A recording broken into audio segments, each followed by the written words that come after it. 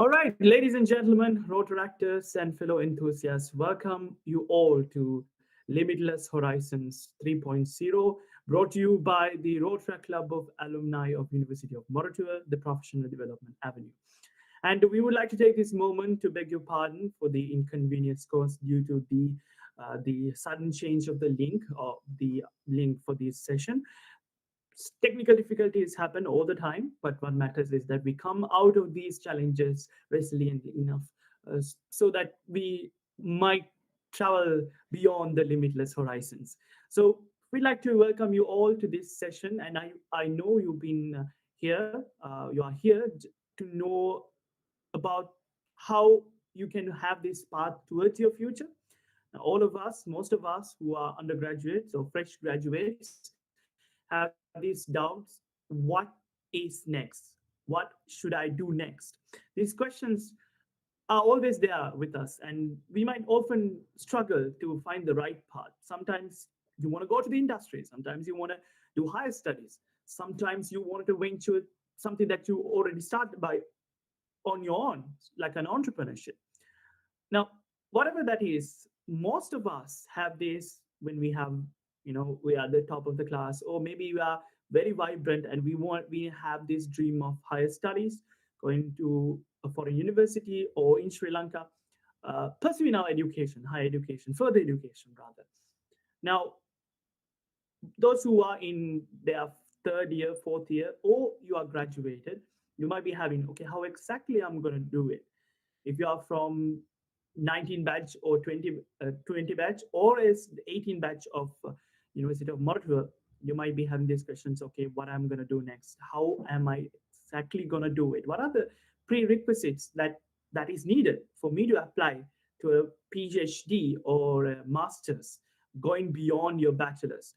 So these questions might be there with you, and today we are organizing this session, the phase one of Limitless Horizon 3.0, to answer your questions with the experts that we have here with us in University of Moratuwa. And we are today very much delighted to welcome two of the senior professors and lecturers here in University of Moratuwa and Sri Lanka to assist us in finding that path towards the limitless horizon.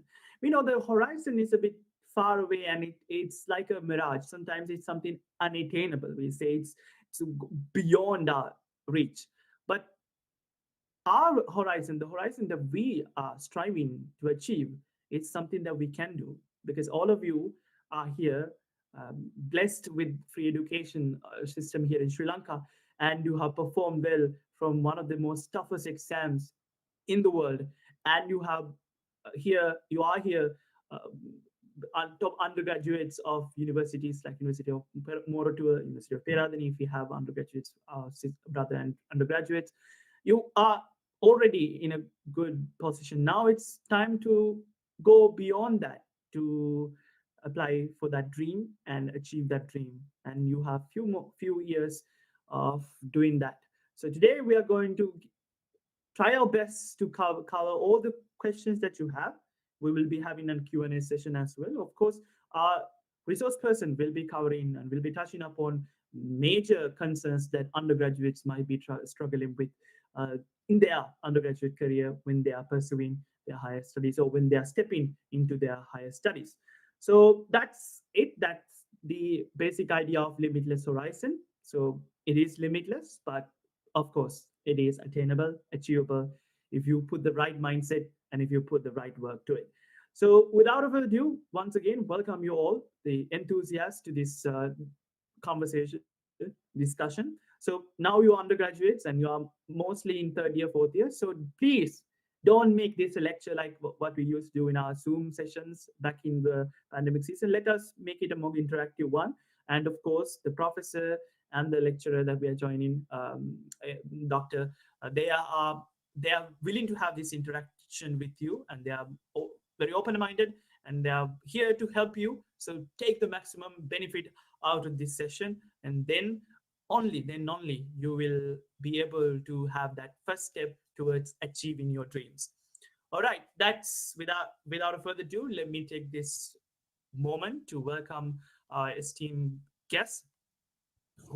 resource person who will be joining us for this session.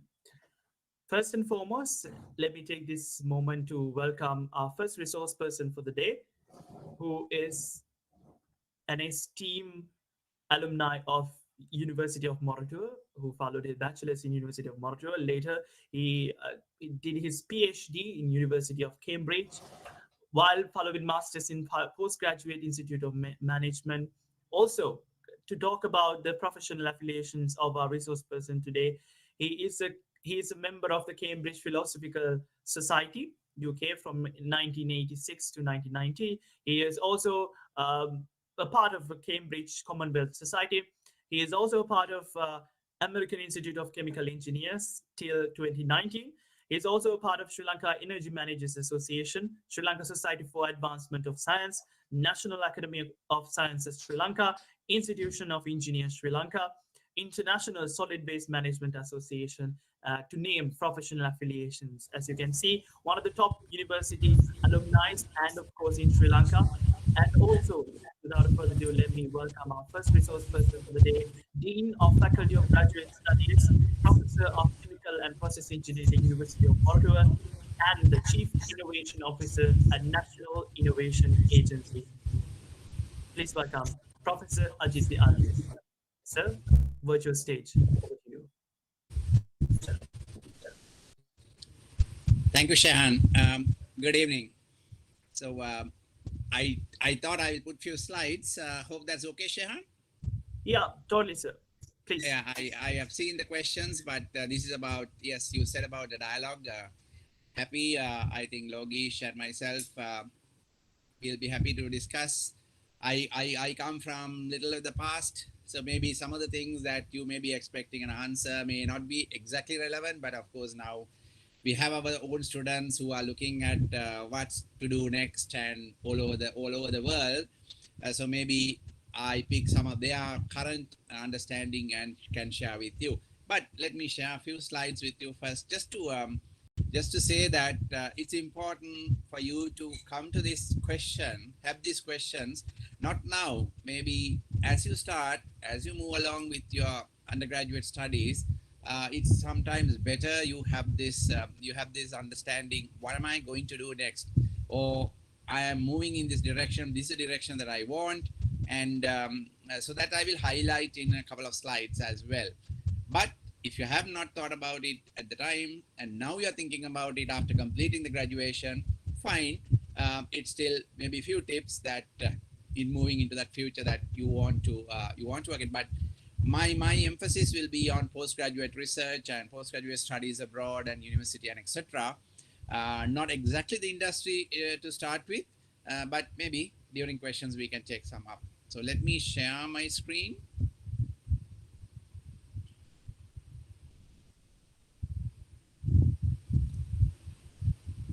Shan, tell me whether am I visible on? Yes, sir. We can see it, but not in the. No, yes, we can see the cinematic. You see the Limitless Horizons 3? Yes, we do, sir. Yeah. Okay, so that's your theme, and hopefully that's why you are joining. The others have joined in to get some few tips, maybe, and for the discussion. So just introducing me a bit, I thought, okay, started this journey in 1981. That's why it's old, and some of these, the world has changed so much. So what exactly I did subsequently may not be exactly relevant, but I know as far as broadly, if you take postgraduate research and research per se, things have indeed have changed, but there are no major changes into the objectives of when you say research and PhD and all that. They have not changed. Maybe the challenge is much more diverse, and challenge is much more sharper as well. So since from 1981 is where I started my journey in the University of Moratuwa, joining University of Moratuwa in 91, and then of course in 86, as you can see, we completed almost on time, with the normal duration. Actually, I was a late entry in the sense that whole batch was a late entry, but that's beside the point here. So 86 took my to do the PhD, went to University of Cambridge with a scholarship from Cambridge University Trust. Of course, then it was the days that were we apply for these scholarships based on our performance. We believe that okay, there's a chance by applying to a scholarship, and indeed I was lucky in getting a scholarship to Cambridge from the Cambridge Commonwealth Trust. So that's how I ended up in this university. Of course, when your selection comes in, probably there are a few tips why you may get selected, because usually it's always will be a first class, always will be some. So there won't be a differentiation between probably the first classes, right? All those who apply will have that, and so there must be something a little different, and that's something extra probably you have to either do during the interview or during the initial stages. And I see this because as the dean, I have been in part of the outstanding graduate of the year selection, and it's always heartening to see how some of our graduates really have changed themselves with diversity while doing the 4-year course. So it's happening on the ground, and that is sheer commitment too. So subsequently to the PhD, I was at University of Reading from 1990, and then returned back to University of Moratuwa in 1992, and that is as a staff member. So the period of interest really is from not the really the period of interest, but really the process that is of interest to you is how do I go from being a graduate to do a postgraduate studies in an external university? How do I select that place? What should I be doing? And how do I think, okay, I'm going to be successful in that endeavor? So after 92, it's really as a staff member, so it's a more of an occupational thing. So I took my sabbatical in year 2000 in Indian Institute of Science in Bangalore, and now it's come to return back to after that sabbatical period of 2 years to back to University of Moratuwa of 2002, and here I am coming from 2002 to 2023 2024 now. So you can see it's been it's University of Moratuwa has been my university, and University of Moratuwa has been my place of stay and place of work for a long time, right? However, the research part, right? So that's the important point. So I was at Cambridge, and it's of course is a fantastic university. It's in the top 10. Whatever the ranking of you are looking at, it's up there.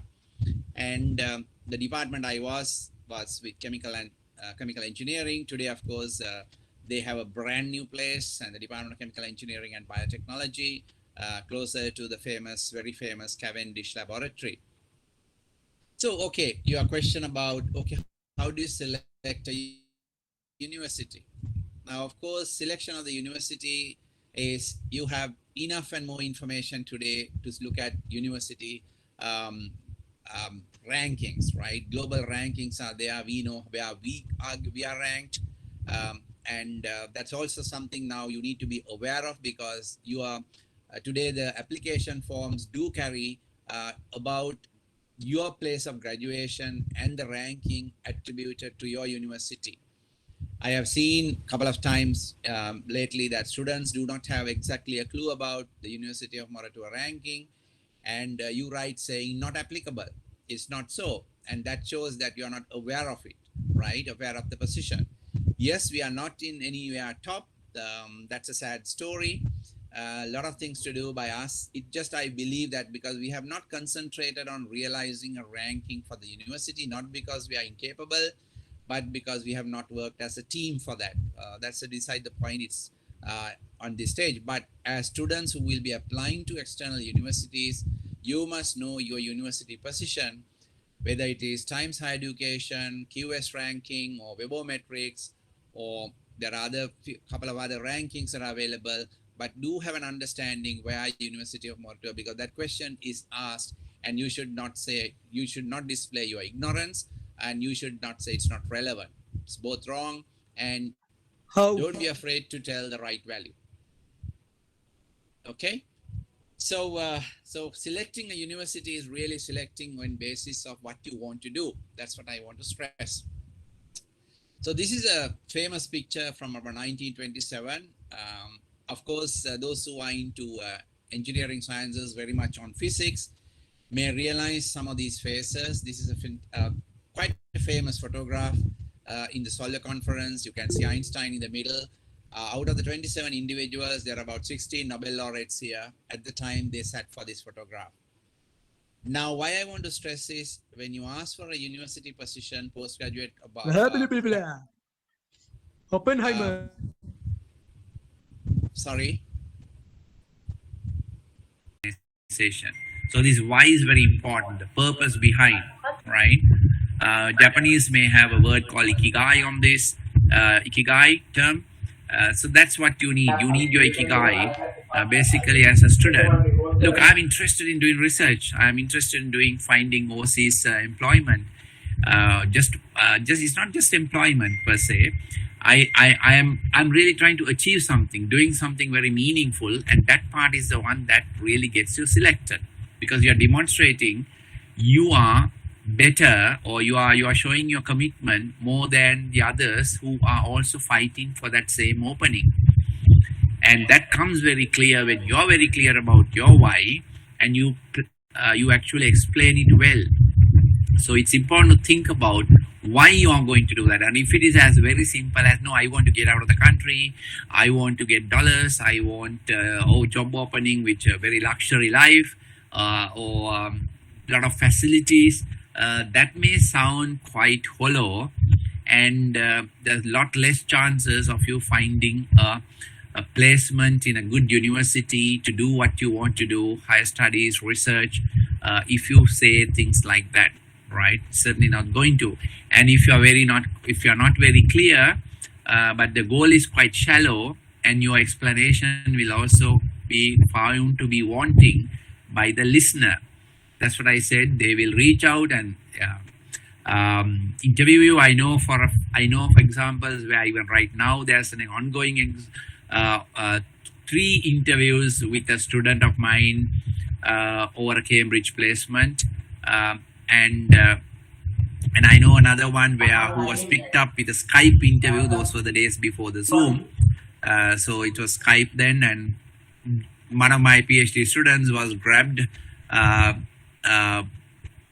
a Skype interview because they were searching for this little talent, and he was doing exactly the area that they wanted to fill the gap in their research team, and they found an opening in immediately with a 20 minutes discussion. An Australian PhD position was given with the United States award, so US research award. So it's so in a way it is tough, but on the other hand, it's also becoming more opportunity.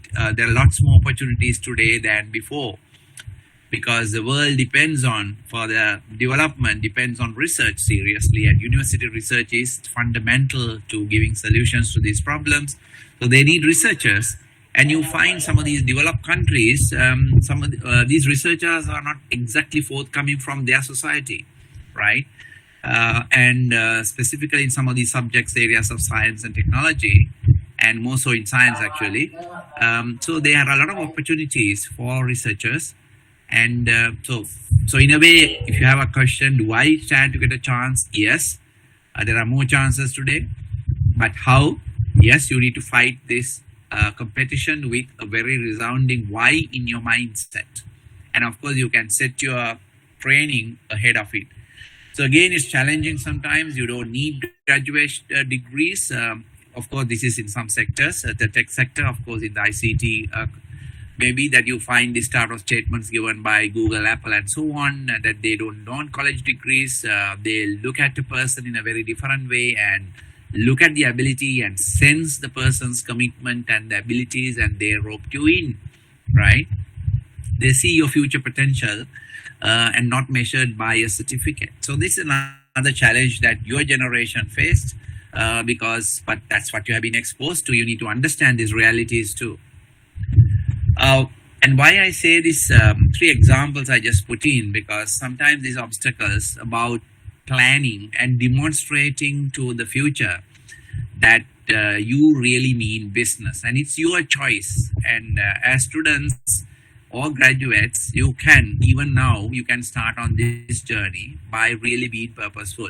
So what is so in your left is a person called Professor X, but you can find him as the CEO of AutoX. You can Google and find him.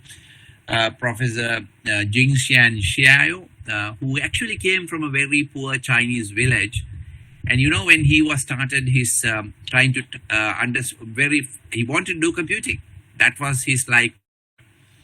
And he had no computer, and he has seen this picture, and he started to draw the keyboard on a piece of paper and started looking at typing. So he studied typing to get this computer typing and sort of like okay typing to the computer on a piece of paper. The QWERTY keyboard, he drew it on this piece of paper. And today he went from a Stanford professor to the CEO of AutoX and working on his own imaginative driverless cars, the coding for driverless cars. So what a success story, but sheer commitment to do something, and it was seen. So he was picked up from this Chinese village, right? Then on the other side, you can see this today's Professor Richard Gilberton, who is actually at the time was a young doctor. He wanted to ensure that children is not dying from brain cancer. So he was not happy with the professor's term that, look, we can't do anything about these children who are dying of cancer in the brain. We can only allow them to die without much pain. We can do pain management. He was not happy at all about the senior professors, the teachers' reply. And his life ambition while learning was to ensure that they will find, he said, this was a stated goal among three of his other friends, colleagues, medical colleagues, that before I finish my term or rather learning and contribution, I would be halving 50% of my cancer deaths of children. Now all these three characters are live, and in those jobs that I am referring to, he is today the chief of Cancer Research UK, right? So he succeeded in that. He committed and he contributed in understanding to brain cancer and cataloging, and then actually reducing the mortality. So you can see the commitment coming from an observation and so on. So when somebody interviews you for a particular research position, when somebody explains such a story, you know you will be picked up. The degree doesn't matter.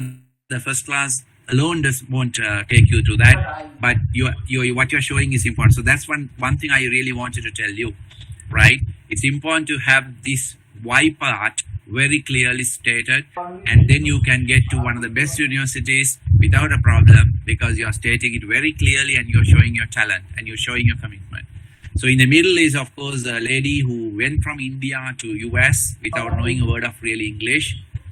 She was on a marriage that was arranged marriage. So at the time she was leaving India, was not at all good in English. Today you will find her as the president of the University of Houston Circle, and sheer journey of looking at the land majors and studying, and then ensuring that she climbs up the ladder.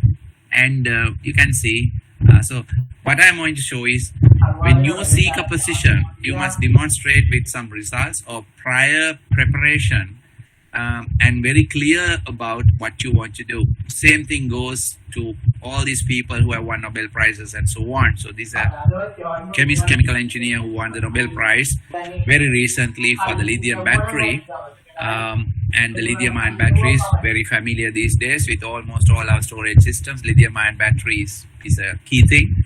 So he was one of the three who was awarded. So Akira Yoshino came from Japan, the other two came from US in this particular exercise. So it's about, he attributed reading about this book, Chemical History of a Candle of Michael Faraday, right? So that what I'm going to show is not just subject knowledge, but you need to have a broad knowledge. And when you explain a question, you probably have to say that, look, my interest came from this, and I'm so fascinated by that, and I see the future in this area. So when you communicate in a way that really wins the heart of the person probably who is interviewing you, and you are going to be a surefire choice for the position, right? Of course, you need to seek the position that you want, and to ensure that you are not hitting at any position that is available and asking for that, but a very specific that shows your commitment. And right now you must do what your interest, that is what I said, demonstrate your interest, and you must have the commitment. And today you need to upskill yourself. What you see on this side is, as it's always research that I'm talking about, and research is primarily what you're also asking your questions about. These days, you need to understand these tools that are very much available in the public domain. The use of now, of course, you will have Bard and Chat GPTs and also stuff like that. But these are very specific, like Research Rabbit and connected papers and lit maps and so on. And so, whether it's literature search, knowledge maps, writing, citations, all connected to research, and you must show your competence in these areas while doing the undergraduate research that probably you have done. And then they know that you have your skill set also now it's quite sharpened with the state of the art or the modern methods that support the research career to progress. So that is a plus point. So if you are not already into any of these things, it's time you get on board with knowing these areas as well. So very quickly to end this small this point, I would invite that at University of Moratuwa, we are also preparing, we are enabling you to climb to that point, the Faculty of Graduate Studies. You can visit the website. Most of these that we are talking, we are now getting research students to come in and discussion, writing boot camps, research lounges where we have almost all these tools discussed. And also, we are also allowing undergraduate research opportunities, which means that as an undergraduate, you can walk in and then partner a research student, and then you can show maybe now we have examples of Moratuwa where undergraduates have got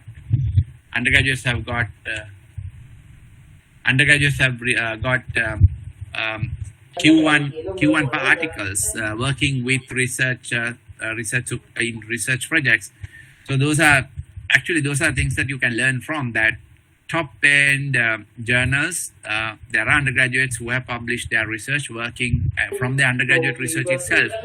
And when you publish at, let's say, computer science conference or top 10 in the Google metrics or in a Q1 journal, when you seek a research position, you are definitely going to be considered as one of the choices, to be sure, right? Because you have demonstrated research competence, you have actually achieved results, you have published in a high-end journal, and you can walk into universities of your choice. So I'm not talking about paying your way. I'm talking about research scholarships and finding your way to the university, and that should be your goal, right? So one example is again, we do have this short course called Introduction to Research, where at the moment we are targeting, but it's open for outside GS 5020, where we actually invite you to join. Of course, there's a small payment, but where if you as an undergraduate, if you're keen, you can join as an outsider and be part of this, and you can get a University of Moratuwa certificate on research. So that this get you through almost all the basics of research. The concepts, setting your mind, and publishing, selecting the journals, what do you mean by research, all that is introduced in this, and so you can engage early. So engage early doing a course, engage early by partnering a research student. So let me conclude with that, and maybe we can take up the questions after Logesh. So this is so wish you the best in a way that, but you see, you need to start early. So those who are joining in, who are still undergraduates, maybe the first year to the third year to the fourth final year, you can start early. You can engage in these things with the Faculty of Graduate Studies. The other part is you can start now, and you can still visit our archival courses where they are available, and you can go through them and demonstrate and show your passion when question comes with in your application. And you need to be, remember, you are fighting the entire world because there's so many candidates today. So, thank you. All the best. Thank you very much, Professor Ajit Alves, for that insightful presentation. Of course, for undergraduates, we usually think that graduate studies is a place for graduate students, but we got to know that even if you are an undergraduate, you have to head fast, have that competition with the rest of the world, and the Faculty of Graduate Studies is a good place for you to have a good relationship, for you to have that necessary skill set required for the academia. If you are pursuing a dream of higher studies, join the graduate studies. You can go there and see what you can do with research students and what kind of courses that you can follow. So thank you very much, Professor Ajit Alvis, for sharing those insights with us today, and particularly like the story about the the chemistry of the candle, uh, and how we relate the general knowledge into our research interest. And uh, stay tuned, sir. We will be moving to the Q&A session soon. Before that, we are going to introduce you the second resource person for today's session. And let me take this moment to introduce our second resource person, who is who obtained his bachelor's from University of Peradeniya in electronic and electrical engineering. And later he obtained his PhD in NDSU USA in electrical and computer engineering. Talking about his professional affiliation, he is a member of IEEE from 2016 to date, and he is also a member of the I Institution of Engineers Sri Lanka. He is also a member of SPIE and also IEEE HKN, and also he is a member of Phi Kappa Phi from 2017 to date.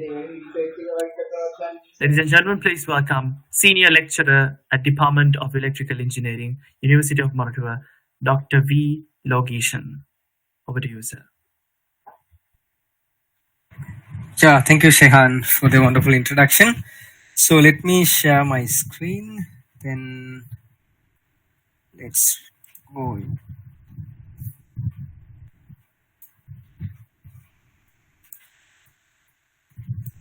Can you see my screen right now? Yes, we can, sir. All right, good. So good evening, everyone. So I looked at your questions, which is shared by the Rotary members. So I thought of directly jumping into a presentation where you can get most of the answers. So that's why I titled my presentation as Seeking Admission to Graduate Programs. So let me introduce myself a little bit more than Shehan introduced. So Logishan, you can call me Logi. So I am right now attached to the Department of Electrical Engineering, University of Moratuwa since 2019. So I have completed my PhD in NDSU USA from 2015 to 2019. So before that, I pursued my undergraduate studies in University of Peradeniya. Right, that's a brief introduction, and let's go into the presentation directly. So already Professor Ajit sir has covered most of the stuff. So when you are going to apply for a higher studies opportunities, so first of all, you should have the interest in the subject. So you should have a plan. What is your career path? Are you going to go into an industrial sector or an academic position or a research position? So you have to pre-plan that and a suitable current option, right? So because you couldn't get a job right now after graduating, so you try. The job market in Sri Lanka is very less. So you try to migrate. Sometime it might not work. So you are waiting for that option. Okay, let's go for the higher studies option. So some people might have interest. So most of the people who do PhDs and masters to deepen the understanding of the subject area. But in some cases, I have seen some people who actually go for higher studies because some of the seniors have told them. Or they would like to be a student all the time. Because if you see, the student life is the best life I ever had in my career. So once you start to work, that's all. So you have to have a lot of responsibilities. You don't even have time to just go and chill out, right? So, and somebody does not want to make the decision at this moment right after graduating. So just they want to postpone that decision making stage. So let's be a student. So let's apply for higher studies and do some stuff. So that is a mindset some people apply. But most of the students right now I have figured out they're applying because it's an easy way of migration to going away from this country, or in other way escaping from this country's economic crisis. So this is the easy part. But If you are doing because of these last four options, actually you are going to struggle to obtain your PhD or masters. If you are applying because of these four things, yeah, that is the right decision that you have taken. But these four reasons are the main reason that you are applying for. Rethink whether you need to do your masters or PhDs. Okay, all right. So why we want to go for a higher education pathway?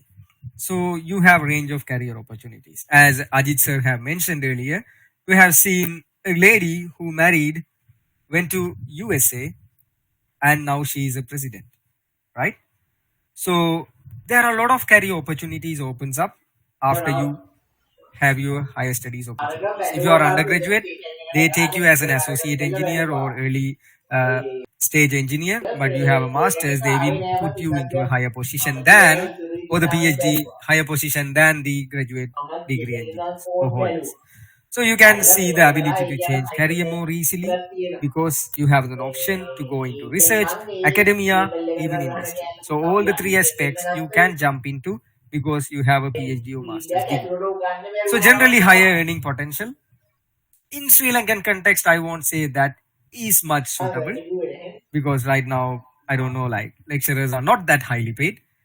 So job stability, yeah, that is there, and open up career opportunities in academia, societal recognition. Yeah, if you have a PhD, that three letters behind your name, yeah, you are going to get a special respect when you are going to go to any events, right? Access to professional network, IEEE, IET, blah blah stuff. Less dependency on government assistant maturity and independence. Personal satisfaction. Yeah, if you are into academic field, yeah, you will get the personal satisfaction by teaching and getting the feedbacks from the students. And yeah, this personal satisfaction is matter. Advanced intellectual skills. Yes, you can figure out a person who have done the masters and the PhD, the problem solving skill of that person is way advanced than the person who just in the same age who just completed the undergraduate degree, right? But advanced communication and interpersonal skills, greater economic stability and security, these are some reasons, right? So let's jump into what is MSc. So an opportunity to further your knowledge of a particular specialization. Mainly two-step type of master's degree programs are available all around the world. So masters by coursework, typically it takes 2 years full time or part time. So 2 years means you have to do 1.5 years. You have to take all the courses, and there will be a 6 months or 1 year of research component that you have to satisfy. Masters by research means 1 to 2 years. You have to only do research. There is no coursework available. Just you have to concentrate on the coursework. Sometimes in particular universities, you might need to take 1 or 2 courses maximum to satisfy the requirements. So the masters by coursework typically consists of 20 to 30 taught subject credits, not the subjects, taught subject credits that include lectures, assignments, practicals, group work, and written exams.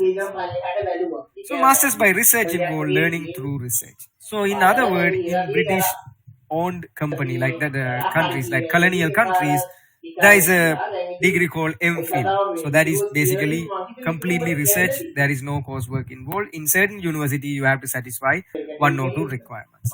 So that is more related to masters by research. Even our university have masters by research.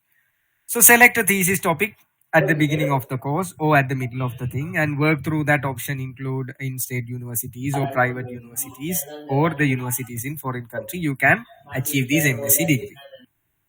So in the case of PhD, so this is the highest academic level a student can obtain, right? The word of a doctorate implies recognition of the candidate as an equal by the university faculty under which he or she has studied. So minimum amount of coursework is there. So I'm going to broad my category. So since I have completed my PhD in US, and there you have to take courseworks. So you have to take 40 credits of work course materials to satisfy the PhD requirements. But if you are going to Australia or UK or even some other countries, there is not much course involved over there. Only you have to do the research, right? So That depends on the country and the universities that you are going to select. Conduct research under a supervision of a senior academic staff. So mentor or a supervisor, he is going to be your mentor. So you have to do the research under his guidance. Mostly full time, but in certain universities they do part time as well. But it depends on the supervisors and the research that they are doing. Mostly PhD is full time, not like unlike the MSc degrees. So the amount of time depends on the country, institute, as well as the supervisors. For example, in Australia it takes 3 to 4 years. In US, typically 4 to 5 years, but it depends. Some people do more than 5 years as well because it's mentioned as it depends on the supervisors as well. Singapore 4 years, UK 3 to 4 years. So all these countries have different criteria to evaluate your PhD. So you have to select a thesis topic that you are going to study and deep dive in and do the research, and you have to work throughout that 4 to 5 years or the years that depends. So you have to require to publish in international conferences and peer-reviewed journal articles, right? So the journals. So options include you can do in state universities, private universities, and even universities in foreign countries. Even University of Moratuwa offer PhD position in multiple fields. All right. So when you are going to apply for the PhDs and masters, there are certain prerequisites that you have to consider. So first of all, you have to have a bachelor's degree. Basically, as a proof, you submit the transcript and your degree certificate, but degree certificate is not required at the application stage because sometimes you might not have the convocation. So after you get the unofficial transcript, that is more than enough to apply, and you need to have a GPA. So required class and GPA may depend on institute, university, and or area of study. Especially when it's come to USA, the US universities, they do not care much about the GPA. You can have second lower, even you don't have a class, you can have second upper, first class, they don't care because they strongly believes the research and the GPA do not have a straight correlation, right? So in US only, but in Australia, I'm jointly doing a research work with RMIT University. There they have considered the first class, right? So it depends on the country, on the university, on your supervisor, and the letters of recommendation. Who is going to recommend you to that professor or to that university? They should write a strong recommendation about you, and you have to write a strong statement of purpose. So that means why you want to do this, pursue this PhD or higher studies under a certain person or in this field of area. So why you want to do this? So that is need to be written in the statement of purpose document. So GRE test score you have to have for USA, and I'm not sure about Singapore, but I found out certain universities request for the GRE. GRE is an exam you have to pay and take as IELTS, which is going to validate your maths knowledge as well as some English knowledge. So, but as engineers or the people who have done A-level mathematics or biology, the GRE exam is not going to be tough in the maths area because it's basically O-level mathematics. You can score 100 out of 100, let's say. But when it's come to English, that is little tricky. You have to spend a little bit more time to memorize words. So even the US students, when they want to apply for higher studies, they should take this GRE test. They don't want to take the IELTS, but they should take the GRE score. So one of my friend, when I was in US, so she was studying for GRE, and she told certain words mentioned in that GRE document for the English test, they never heard about it. But she's a white girl, right? English girl. She didn't know about that. So that means those are ancient literature English words. So you have to memorize. There is no other option. But when it's come to score, you are going for an degree in the engineering or maths related stuff. The professors, they don't care about the English score. They just care about your mathematics score. So the second exam you have to cover the TOEFL or IELTS for English proficiency.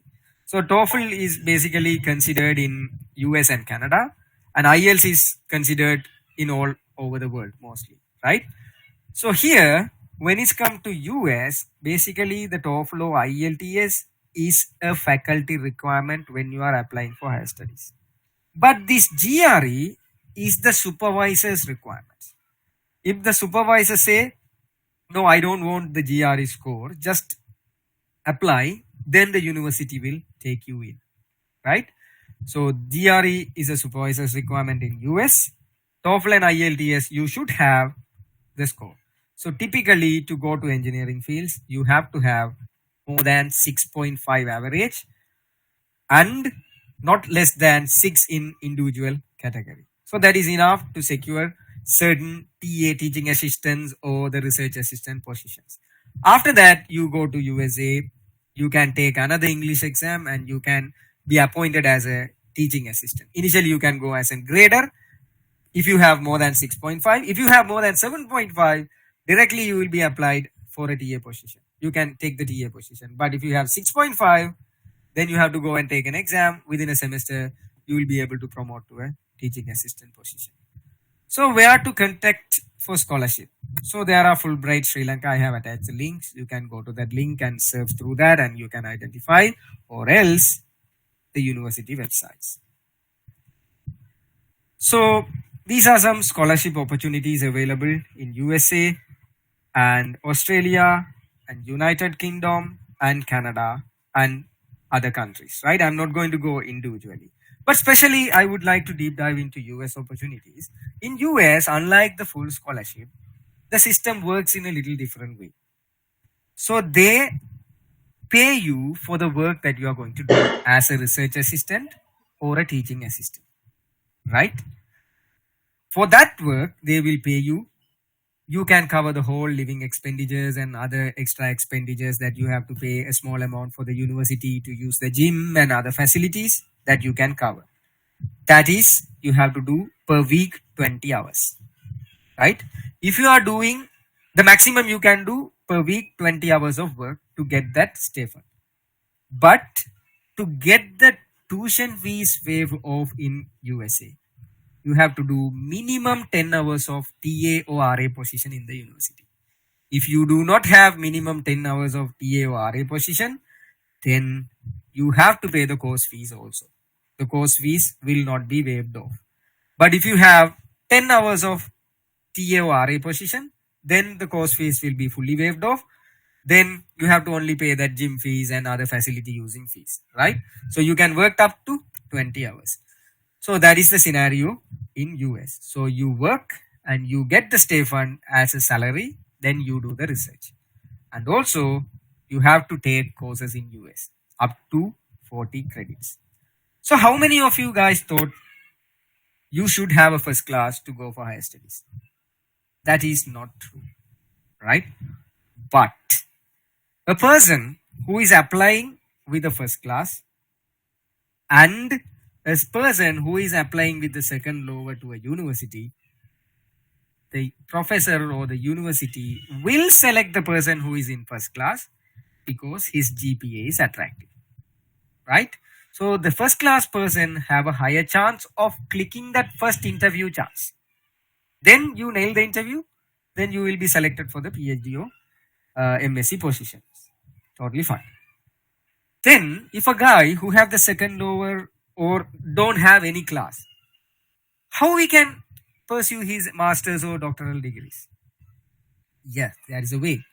So these masters and doctoral degrees are purely based on research. As I said, research do not have a direct highest correlation value with the GPA. So you should have to prove you are a good researcher. How you can prove that you are a good researcher? Make sure in an undergraduate project you publish a conference paper. It's better if that conference paper is an international conference, an IEEE conference or any other recognized conferences, international one. And make sure if you want to go for higher studies, keep yourself name as a first author. or else publish more papers.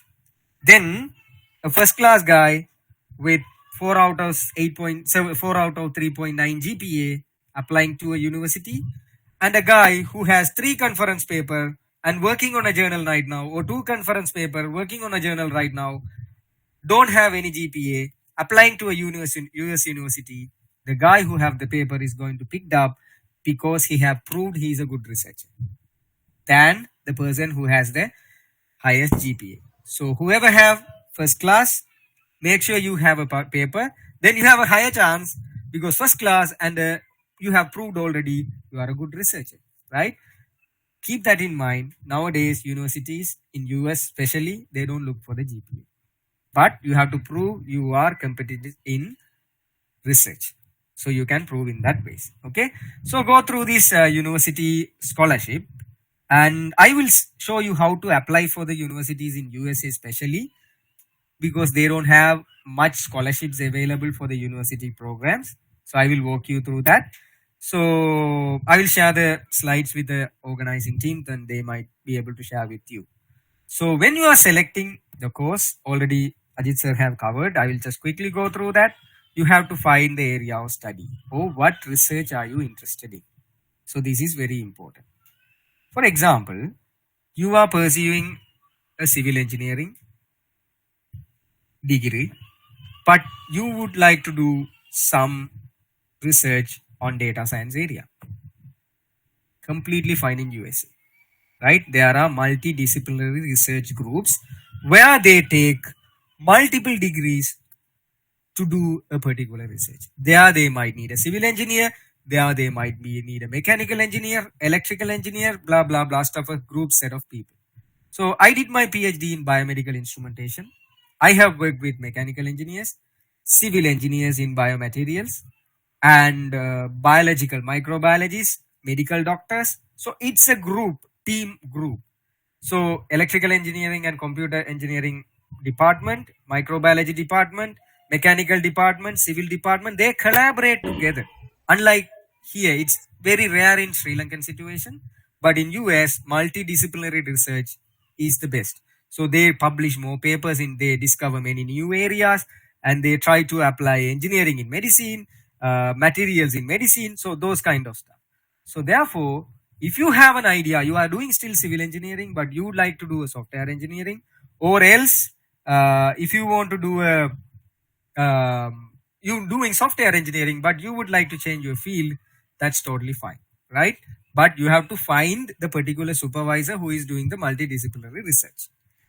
Then the supervisor is very important because when it's come to US, supervisor makes the final call whether you satisfied the research outcomes or not. So my supervisor when I was in US, he said in the first day I met, if you want to graduate, you have to have 5 first author journals and 3 second or third author journals. If you have total 8 journals, then I will let you go. So that's the demand he put me in. Supervisor to supervisor, it's going to be vary, right? So supervisor is the main person who is going to decide that 4 years of your life or 5 years of your life. If he is a person, he is a workaholic and he is very strict, that 5 years going to be a hell for you.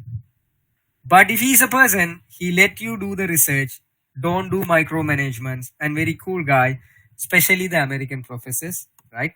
Not Indian, Sri Lankan in America or Chinese in America, especially the American originated professors, they are very cool. Then you can do the research in a very peaceful manner. So selecting a supervisor is an important thing. And another thing, university or institution. For example, if you are going for a higher ranked university, so the ranking mentality is there in Sri Lanka. So in US, that is not much there, according to my opinion, but the ranks are there. Why they want ranking? Because they recruit private students. They pay and study, right? To pay and study, if they have a higher ranking, the course fees are really high. If they have a lower ranking, the course fees are very low. So that's why they are competing to get that ranking. But when it's come to research, actually the rank of the universities in US especially doesn't matter, right? Because your journal publication, your profile, how you are going to build up your CV is the thing the industry or the other universities is going to look for. If you are doing a PhD in MIT, having one journal paper in a Q1 journal or a very good journal, and if you have done in a like 50th rank university in US, then you have 10 journal manuscripts in very good journals, then the guy who did PhD in that 50th rank university is going to be picked among the MIT guy because he built up his profile by himself. So when you are applying for the universities, no worries about the ranking. Look at your area is matched and the supervisor is a cool guy who publish a lot in the same area. Then check for the university and the university life and also the funding opportunities. Whether how much he is going to pay for you to work for 20 hours, whether he have any grant. So if you want to work as a research assistant, they have to give you a grant. They get a grant, right? And get a grant. So check whether they have a grant or not. Okay. So then why you want to go to abroad to study? Why can't you do the masters and PhD here? You can do, we have options, but still try to go to abroad. I encourage you because you will get cultural exposure. It's really big than you expect. You are going to meet with a lot of people. If you are especially in US, all world is there. So you will meet all the students from all the countries. You will deal with them. You can see different cultures, how the other governments operates, how we went to bankrupted situation. All you will understand once you go to a developed country. Definitely the personal growth will be there. Language skills will be developed a lot. You will be networking with many companies and many people, career advancement, personal challenge and adventure. You can visit places and have fun, expanded world view, international friends, memorable experience. And one more thing, you will understand the value of our free education and the healthcare system. Nothing is free in US. So for a normal rank university, very local rank, let's say, you have to pay $40,000 per year as a course fees for an undergraduate degree, right? Where we are getting an MIT quality education in University of Moratuwa, zero charges. So if you are putting a money in the bank, will you put the money without an interest? No, right? If you are putting into a fixed, you check the interest first because you need to know the return of investments, right? So now the same applies for the government. So government is investing on you. So you take the free education from the MIT Quality University in University of Sri Lanka, Moratuwa, then you migrate. So what is the ROI for the government? Return of investment for the government? Zero, right? So remember, the free education isn't truly free. It's a collective sacrifice by the public. Pay it forward. Serve for your nation. I don't ask you to stay here in this country. You go abroad, do PhD, find a job. But you have a responsibility to pay back to this country. Send dollars to your family members in this country. Right? Build a home in this country by sending dollars through the legal pathways. Then the country is going to earn money. If you take Philippines survived well during the COVID time. Why? They have a lot of foreign workers. All the foreign workers are sending money through the legal pathways, not through Indians, right? So make sure even you go migrate, settle down in country, you get this education by the sweat of these poor people, right? If you don't pay it back, there will be a sin on everyone, right? So make sure you pay back, right? I'm not cursing, but make sure you pay back. Why we bankrupted? Because of these people who got the free education, migrated, didn't pay back, right? One of the reason. Other reasons, the politicians, I don't want to dig into that. So thank you. Let me go through a small example how you can apply for the students. Okay. So let's say I did in NDSU. So I go NDSU University website. So let's say I'm going to search for opportunities. So what I will do is I go to electrical engineering department like that here. ECNDSU. Okay. So I go there and this is the place I did my PhD. Okay, then I go to the people, right? So here you can see in US they call the staff members as faculty, not lecturers. So the faculty means that is this. So he's the head of the department, and there are faculty members over here is mentioned who are working over there. So now let's say I work with Lima, so I want to apply under him. So just click his name, and first of all, they might have a professional site, or they will have a certain type. Like let's say this guy doesn't have a person. They have everyone have a personal site. It seems like maybe yeah. He doesn't have a personal site, so he will have his whole bio over here. What is his research interest? What are his student doing? And all the story will be mentioned over here. So you read it, you figure out whether this research matches with your profile, what you are looking for. Then you go to his name, okay, copy his name, okay, and go to Google Scholar and okay, maybe you can type his name over here and find his Google Scholar profile, and you can see what are the works that he have done and what is the area he is publishing, and you can understand what research he is doing. So if anyone have a personal link, let's say let's take Lima, so he have a personal site. So once you go to the personal site, so you will be able to see he is doing biomedical engineering and all these things he is thing. And if you go to research, here you can find the photonics lab, biomedical lab. So like say, so you go here, you find all these stuff. So here you can find me and the person with the glass. We are measuring the fluorescent lifetime setup. So this is our research team. So this is the person I am. So like that, you can find out all these research team and go under that photonics, and you can say research. Then here all the papers, what his research interest, everything is mentioned. So now you decide, okay, this research is the one that I'm looking for. I'm kind of interested in this thing. So let me write an email to this guy. So you go back to his profile, find his email address over here, send an email by writing a very nice email. So I'm so and so on. I have completed my degree in University of Moratuwa. I have did undergraduate project under this professor supervision. The title of the project is this one. I have published a paper in an international conference. When I go through your profile, I found my research interest match with yours. Therefore, I would like to ask if there are any PhD opportunities that you have to take me as a student. Blah, now I don't want to tell you, right? Earlier it was hard to write. Ask ChatGPT, it will write a very nice one for you.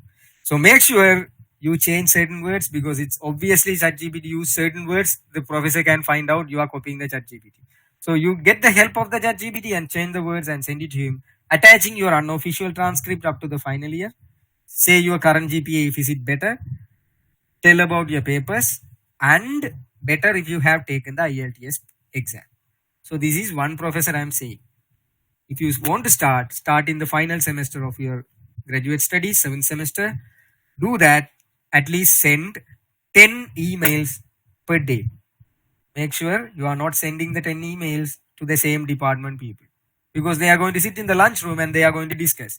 So they will say, okay, there is a student from Sri Lanka University, Morata, he have applied. Sure, he applied for me too. So I sure he applied for me too. So that is going to happen in the lunchroom. So don't do that. Okay. So one university and go for another university, find a guy, apply for 10 per person and keep on applying. Some will click, right? Some people really look for PhD students, and they are they got a grant, they need a student immediately, then they will call for you an interview if the mail placed at the right position. Okay. But what if this person is not going to reply for you, right? So then you have to wait for a week, remind, kind follow-up mail. If he is not reply, wait for another week. Then if he is not going to reply again, send another professor even in the same department. That's okay. But don't send to the same people, same time. So this is how I got my PhD opportunity under one of my professors. He is not my professor though. He is a Brazilian guy, but I have collaborated with him. Right? My professor is a Sri Lankan guy. All right. So that's how you have to apply. And there is a question I have seen, like, after graduation, can we do our first job in abroad like US? Is it possible? No, you can't do it, because to do a job in US, you should have a green card. If you are lucky enough, you are going to have a green card lottery picked up. You can apply for that. Then you can go and do the job, or else you have to do a minimum degree or diploma. It can be certain 1 year course, that doesn't matter, not necessarily need to be an MSc, but there should be a degree awarded by a US university. Okay, so with that, I think I took already a lot of time, so I will just stop at this point. And Shehan, over to you then. Yeah. Thank you very much, Dr. Logesh. A really valuable message at the end as well. The demonstration and also the message that you reminded us, and the real value of free education and free health will be we will realize it when we go there and learn and come back. So thank you very much for reminding that message. Most of us don't have it right now. We have this rate aman manasikate, it is important for us to have this reality in check. And of course the demonstration which is very valuable. I was asking, okay, how exactly are we going to do it? And then you showed us how exactly we should do it. I think we can move ahead with the Q&A session. I believe our undergraduates might have plenty of questions. We have a consistent number of parts from the very beginning. So it's a good sign. That means everybody is ready to ask question. I think Professor Ajit Alvis is also there. So are you there? Yes, sure. Yes. Okay. Professor Ajit Alvis and Dr. Logesh is here. So, guys, first and foremost, I would like to invite all of you.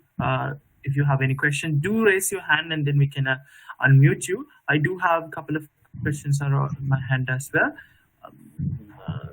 Hold on.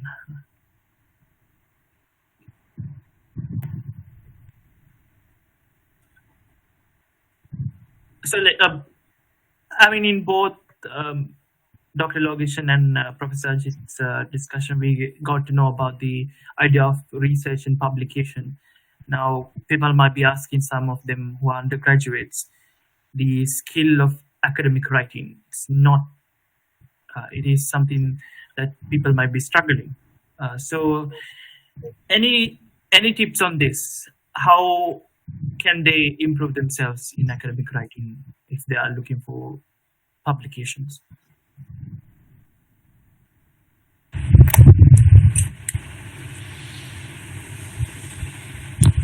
Logesh, okay, no, Ajibin, first of all, if you are if take write-ups, academic public papers, research papers from the area that you like. Like area of your choice, so that you'll be happy to read what has been published. So when you read few of them, you will always understand that there's a certain flow, there's a certain character associated with a particular research paper, and then you can think, okay, how am I to write something like this? So I suppose your first lesson actually should come from reading a paper, because you get the kind of structure. And of course there can be variations, but by and large most of the research papers do follow a certain structure. And I suppose to start with, you pick a paper, a quality paper, and then reading that. I suppose you get that awareness through the undergraduate research, because normally in undergraduate research we do train a student in the first semester in, let's say, 7, how to do research. Like research publications, things like that. You get a training, and I suppose following that, you can do that. So first is read and then write. A good writer tip is you read in the morning and write in the afternoon. Thank you very much. Dr. Logesh, anything to add there? Yeah, so that's the way we have learned earlier. Like we read, we wrote, and our supervisors guided during the undergraduate, graduate, how to write a paper. And there are workshops happening in universities, and there is some courses available, academic, so you can take that also. But also, we should be aware there are modern tools we can use for writing, but the plagiarism will be there, right? But you should know, let's say you want to write something, then you write it on your own language, and you can shape it up using the tools, right, as an academic writing tool. So there are modern tools available.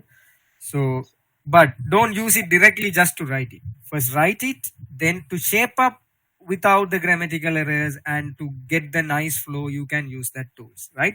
If you use that in that way, so the plagiarism is not going to be get detected. But if you use that to write the whole thing, yeah, you the paper cannot be published. So there are certain rules in IEEE, in many other organizations have imposed. If you are using the ChatGPT to write, you have to acknowledge the ChatGPT, right? Mm. So there are certain things they are okay. Certain publications they are okay to use, but if the plagiarism they have caught, then they will reject the paper. So you should be writing the paper by now in your own language, by the knowledge that you get during your undergraduate and your classes. Write your own language, then shape it up using the modern tools. That's my advice. So why we want to solve the matrix equation by writing hand and practice it when the MATLAB software is there, right? So you should know the basics, but apply the MATLAB software to solve the 7 by 7 matrix. So you don't want to sit and do for a day to get the Yeah. answer, right? So know the basics, use the modern tools, make it attractive. So, Even Professor Ajit showed in his slides some of the modern tools that we can use Yes. for writing and this kind of research. Thank you very much for that answer. Next question that I have received from audience participant. What are the key factors we need to highlight in the SOP, the statement of purpose, if we are applying for a taught masters, I think the coursework master's degree, and looking forward to work in the industry? What are the key factors we need to highlight in the statement of purpose if we are applying for a taught master's degree and looking forward to work in the industry?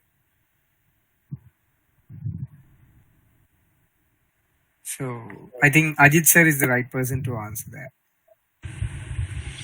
Not sure, but let's really try. That's the purpose. Purpose part is the Rikigai, right? Why I want to do this and why I want to join this industry. So you are showing that real keenness.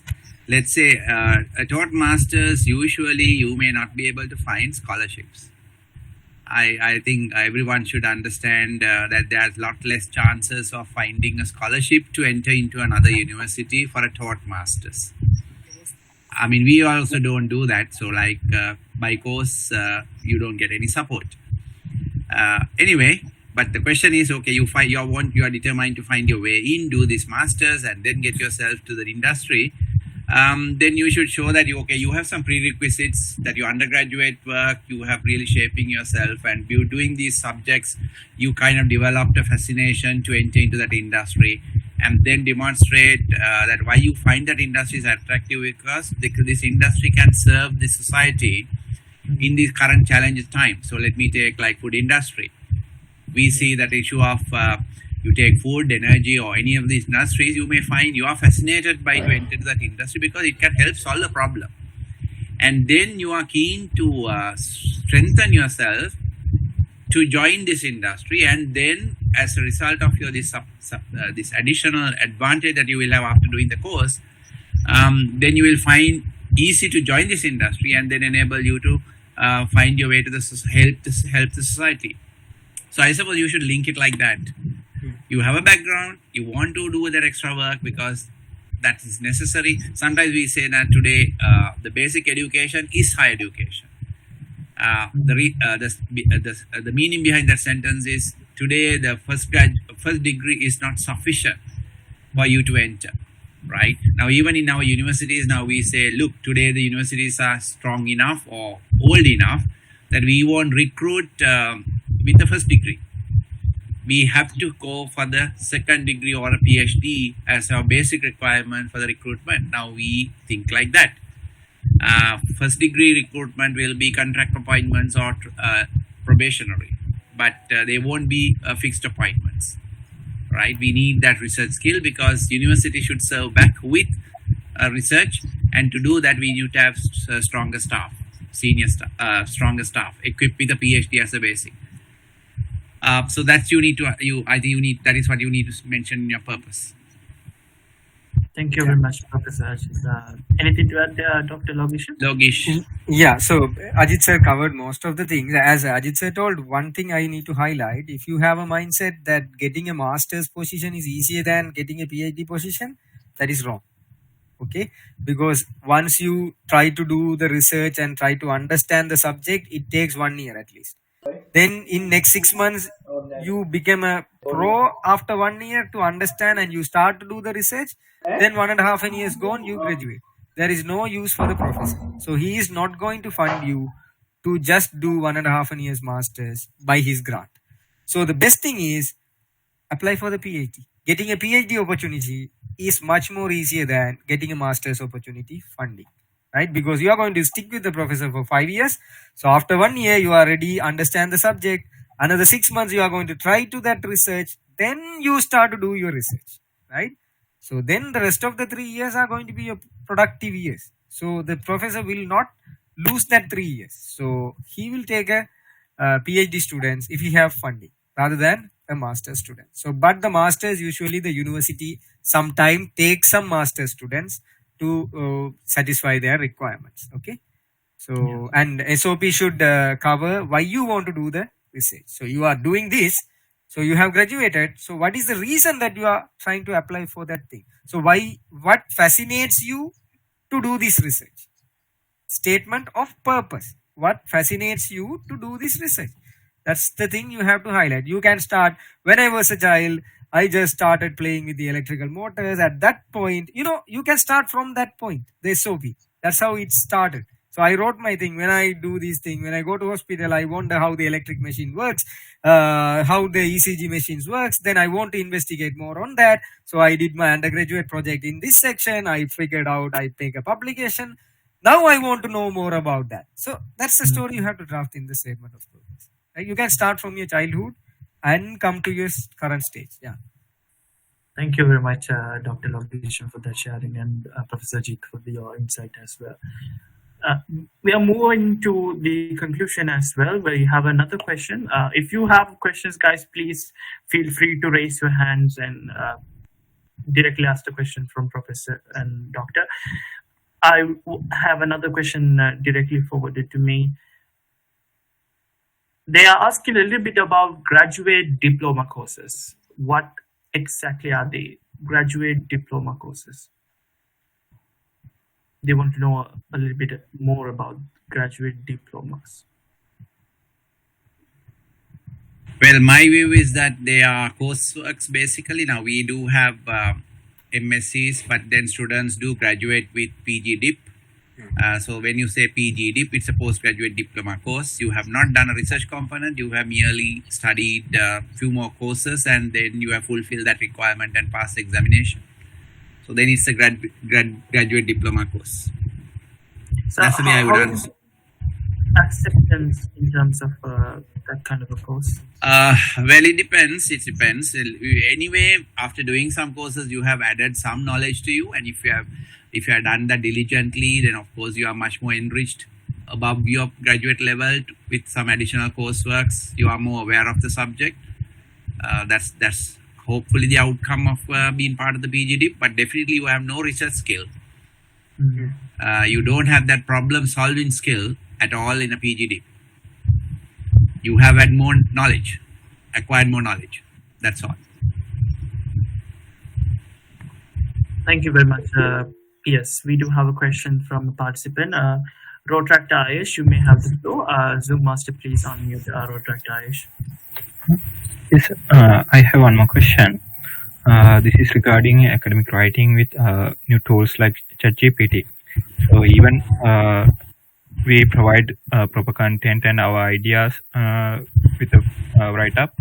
When you use a generative model like ChatGPT, we can detect whether it is written in a generative model or not. Will that be a issue? Like GPT-0, we can detect whether it is written ChatGPT or not. Yes, definitely it will be an issue. Right, so that's what I said. Like you can shape it up, but there are some other tools. Like maybe Quillbot is another tool you can use. To shape up the language and the story, you can use the Quillbot tool to identify or change the structure. But first, you have to write. So you can write, get the help from the ChatGPT and the Quillbot, and you can write it back. But if it is detected, the papers are going to be get rejected, even the SOP, right? So you have to write by yourself, but get the help from these tools. That is fine. Don't copy and paste it over there. Thank you, sir. And you see, at the end of the day, I would say is all these tools should be helping you rather than being masters of you. If you allow the tool to be the master, you are not going to get anywhere else, because after a while you will be seen through. That is the ChatGPT should be given the job, not to you. 100%. Okay, do we have any other questions from the participants? That's it. I'm exhausted with my list as well. If you have any questions, please raise your virtual hands right now, and then we can entertain one or two questions before we end the session. Yes, I think that's pretty much it from our side. I hope everyone here with, because it's you don't get this opportunity every day to have two experts, Dr. Logesh and Professor Ajit, on this same platform to share. I mean, they are very honest here, sharing the real feedback, about the tools and everything, rather than they're saying do it by yourself. They talk the very reality of what is happening right now, which is very important for us, and I think it's important for you as well to have this. If you have any clarifications, to clear them out right now. If you have any doubts, because you don't get this chance again, maybe you can talk to them personally. But both of them in this same platform, it's really a good opportunity for you. Yes, but it seems like we don't have any other questions. So I would like to take this moment to thank Professor Ajit Alves, Dean of Faculty of Graduate Studies, University of Moratuwa, for joining us today in this conversation, for sharing his insights about this very important and very timely topic for our undergraduates in terms of higher education. And also I would like to take this moment to thank Dr. Logesh, the lecturer of the Department of Electrical Engineering, University of Moratuwa, for joining with us in this discussion and sharing those insights with us. And all of you, despite all the challenges that we faced in this more than 2 years' time, amidst all the Zoom bombing or intrusion, we were here to have this very important and timely discussion of your future, of our future. And remember, this is the phase 1 of Limitless Horizon 3.0, and we are going to have the phase 2 of this Limitless Horizon 3.0 with current graduate students who are following their higher studies in different universities. It is a different context. Professor and Dr. shared their experience, but we want to also know how exactly now it's happening with all the changes going out there. So they will be there to share their thoughts. Before we wind up the session, any final thoughts from Professor Ajit and Dr. Logesh before we wind up the session? Thank you anyway. Thank you for the opportunity. But it's my advice is start early. Think about what exactly you want to do. Have these ideas early, and then look at possibility or opportunities that are available. Now we're right at University of Moratuwa. We have these opportunities available as well for you to get a head start. But that means also making use of additional time and joining hands with the others, so that while you're on curricula, you will have extra time allocation. Let's say that's what I said about Faculty of Graduate Studies. We have opened up for undergraduates to join in, to partner with researchers, and then also these other courses. So all that is becoming available, and that means you can strengthen your curriculum vitae, as well as your interest in research, and probably that will enable you, as well as remember this master's course that Logesh was talking about, mentioning about. Moratuwa is the only one where we have masters in research, and we now enroll you immediately upon graduation without even the transcript in a temporary registration.